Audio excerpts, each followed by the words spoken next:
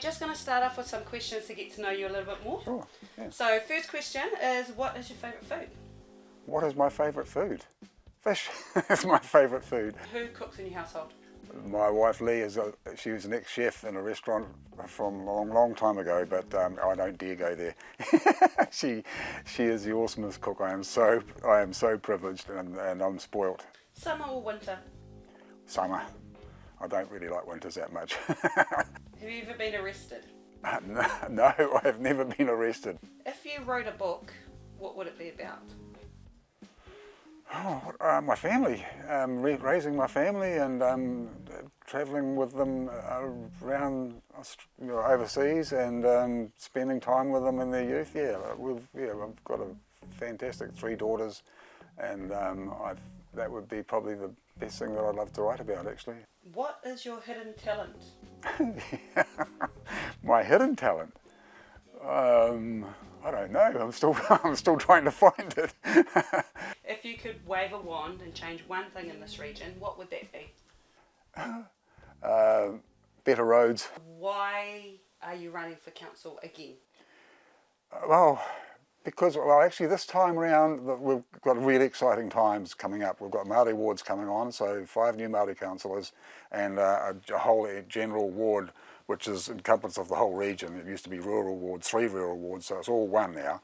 And I know there's only, at the moment, 5 councillors that are going to stand again, and I think experience is really important, and I've been on council for 13 years and I've loved every minute of it. It's such a privilege to represent our region, our ratepayers, and at the council table. Just one thing I'd like to waive any concerns, and that's the fact that the rural community think that now there's not rural wards, that they're not going to be represented, and I think that they kind of think that the city ratepayers might not appreciate the rural community. But I would like to say, and I'd hope that they're going to be wrong, and I hope there's going to be quite a lot of more rural representation than what we would have had if we had a couple of rural wards, because I think most city people realise that this is a rural area and the rural community are a real integral part of our community, and their voice needs to be heard at the table. So I would hope that most voters out there vote for 3, 4 rural candidates at least, so we've got a good representation from there. And I know on the Māori wards should be some good rural representation coming from that as well. What would you say is your most proudest moment with what you've done in the council? Oh, I have to think back actually. Well, some of the most exciting things are the projects that we've seen happening around the place. So one of the most transforming projects that we've done, and there was quite a lot of opposition, was the walkway along the main beach. And there was a lot of opposition from the local landowners along there.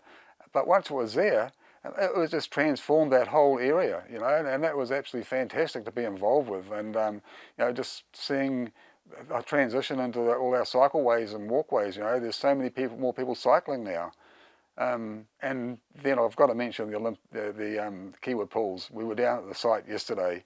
It's unbelievable. It is huge, and it's going to be finished. I couldn't believe it's going to be finished by March next year. It is going to be such a huge asset to this region. If you do get re-elected, what issue will you make your #1 priority? Our roading has got to be a number 1 priority. We've got to get funding. We've got to get better funding from Wakakatahi on our roading network. With climate change, we're putting a climate change lens over everything, which is really important. But we've had some extreme weather events, and our region has just been absolutely hammered. So to keep up to date with our roading is certainly a priority. It's our biggest asset, our biggest infrastructure, and our biggest expense. So that would have to be a priority. The 3 waters as well actually is we're still in the dark of what's going to happen with the 3 waters. It's been a really terrible process to go through, I've got to say. The government has really let local government New Zealand down big time. There's been a lack of consultation. No one's come to us to tell us what the benefits are going to be. They're saying nationally, generically, but nothing to do with tarawhiti, So I'm really disappointed with that whole process, what's happened at and we don't know now even what the outcome is going to be. with the Three Waters takeover. We're just building a brand new $36 million wastewater treatment plant, which is going to be taken out of our hands as well. And we had all these what they call AUD, alternative use and disposal of the water that could come out of there. So an unlimited water supply for our croppers and horticulturalists and farmers out in the So that's been really disappointing because we're all just in the dark of what's going on and what the outcome's going to be and the benefits for this region.